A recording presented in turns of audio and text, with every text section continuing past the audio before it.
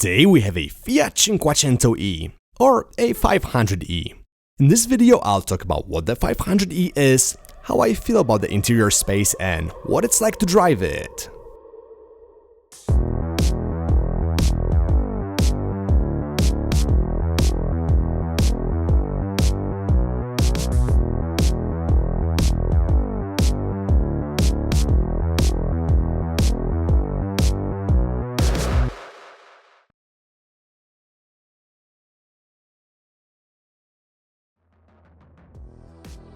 I think most of you are familiar with the Fiat 500e. It marked Fiat's re-entry to the US in 2010, and while you can't call it a huge success, the small, agile and fun-to-drive car found its group of fanatics, myself included. The second generation 500 debuted in 2020, and after a big triumph in Europe, it's entering the US market a couple of years later.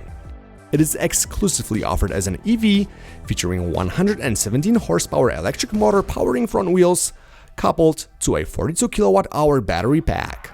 That translates into around 150 miles of range. When it comes to charging, using a level 2 charger you're looking at 6 hours, and the 500e is also capable of fast charging.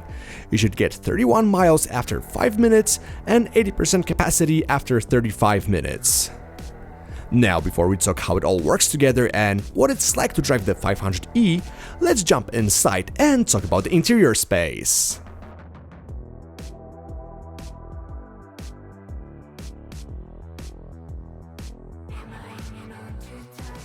Now, looking inside the 500e, you see a cabin that combines some retro touches with modern technology.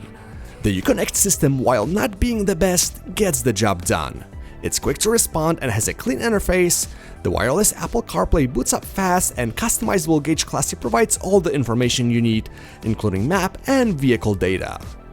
Physical HVAC controls and other buttons for all major functions are always welcome, and using the 500 is very easy. The interior quality is decent. There is a lot of hard-touch plastic, but everything is well put together, and I've experienced worse in bigger cars. The storage is good across the cabin, and even though the trunk is tiny, you can fit 2 suitcases or groceries if needed, and folding the back seat will give you extra cargo space. The front seats for a tiny city car are comfortable, and being 6'1", I had no issues finding a good position behind the wheel. However, when it comes to the back seat, good luck fitting someone back there. It's cramped, but looking at 500's compact dimensions, that should be no surprise. Alright, so that was the interior of the Fiat 500e. Let's get it on the road now and see how it drives.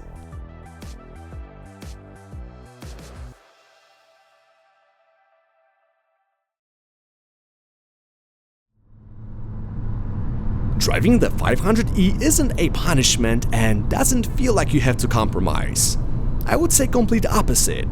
The 500 feels bigger on the inside than it actually is. The seating position is good even for tall drivers, you get a great visibility throughout the cabin, and with its quick steering, I couldn't have asked for a better vehicle for my New York City excursions.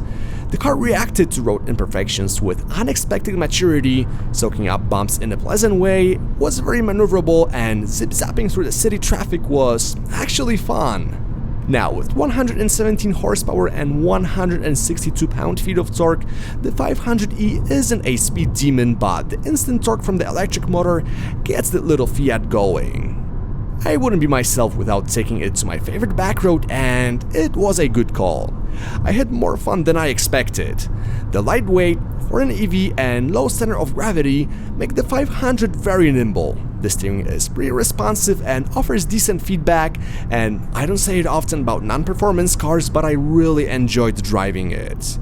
You see, small cars are a dying breed in America, and whenever I get a chance to get behind the wheel of one, I enjoy every single mile in it. The strut front suspension and torsion beam in the back get the job done, and while the 500 might feel stiff for some, it is a comfortable and stable vehicle overall. Traveling at speeds in the neighborhood of 80-85 miles an hour doesn't give you anxiety, and you and your significant other can take the 500 for a weekend getaway.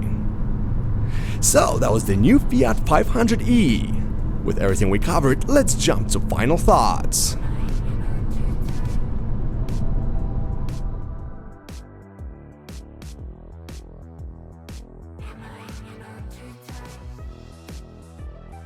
500e is a great proposition for people living in a dense population.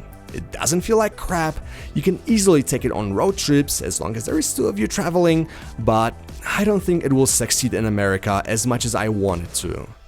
You see, small cars are dead here and it's a phenomena I don't understand. Every time I'm in a big city, I can't wrap my head around seeing all the Suburbans and X7s, but that's a topic for another discussion. My point is that Cinquecento is purely a compliance car and I can't justify a $32,000 price tag. And that's the only issue I have with the 500e. 32 grand is a lot of money, and for comparison, the entry-level Tesla Model 3 starts at around $38,000 before incentives, so I'll leave you with that. If you have any questions about the 500e, drop a comment and I'll answer them. Thanks so much for watching, and I'll catch you later.